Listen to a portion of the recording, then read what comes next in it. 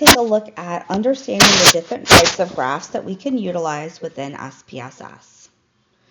Within SPSS, we typically work with these charts. A bar chart, which is going to compare groups or values that have categories. It is going to be used for nominal or ordinal data, and then an interval or a ratio data point on the y-axis. A pie chart is going to be used to display the portion of a whole for each slice. This is typically going to be utilized with nominal and ordinal variables, so it is an appropriate graph for qualitative data, and we would put the percentage of the answers for each variable that's there. So if we had 10 out of 40 responses, that would be 10 divided by 40 times 100 to get the percent. A histogram is used for quantitative data when I'm working with a scale and SPSS variable, so it would have the scale icon, or we would call it quantitative and interval or ratio.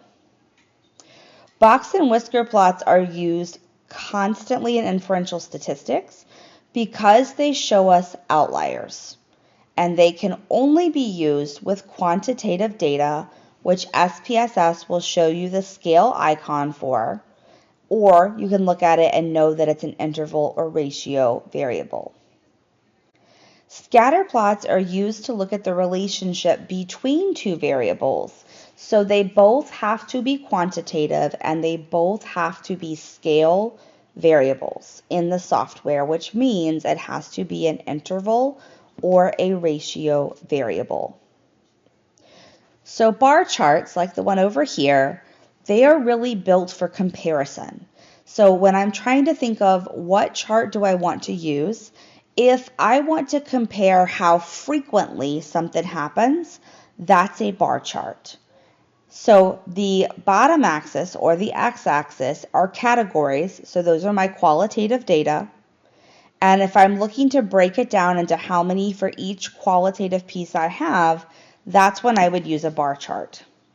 It allows for effective comparisons between groups, and that y-axis would be the frequency.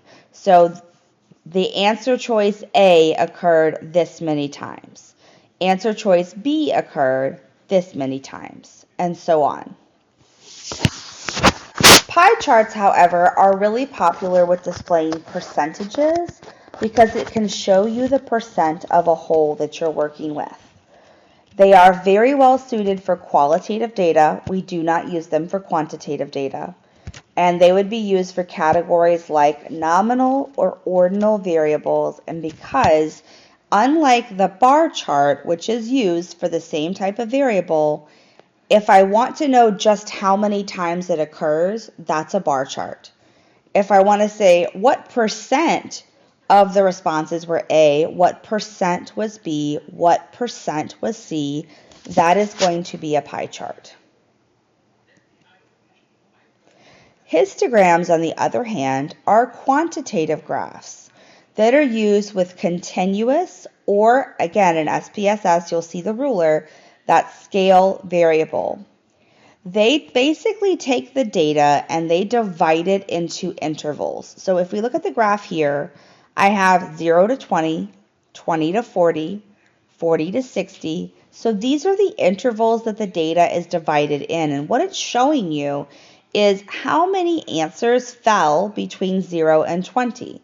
So the way I'm reading this is that 10 people responded, whatever the question is, between 0 and 20. 20 people responded with answers between 20 and 40. 60 people responded with answers between 40 and 60. So histograms are really just not, they're not bar charts because they're not categories and they're not for qualitative data, but they are for quantitative data, and we are looking at ranges of values, not specific values. And the bars have to touch for it to be considered a histogram.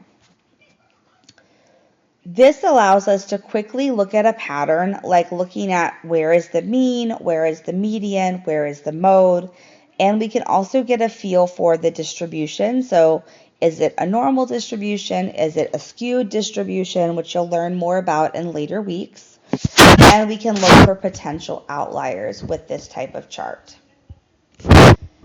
Box and whisker plots are frequently the least chosen graph, but they should be done with every single inferential analysis because box and whisker plots give me the distribution of things or the measure of central tendency. So they are going to be used for quantitative data that are scale. Again, in SPSS, there should be like the ruler for scale. And they provide the way of helping us looking for outliers. So these points above the whisker, those are all outliers.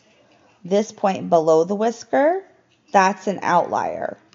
These are outliers. These are outliers. And the reason this is important is because in inferential statistics, we have to know if there are outliers as an assumption for the test. We can't run the test if there are outliers and we have not addressed what we're doing with those values.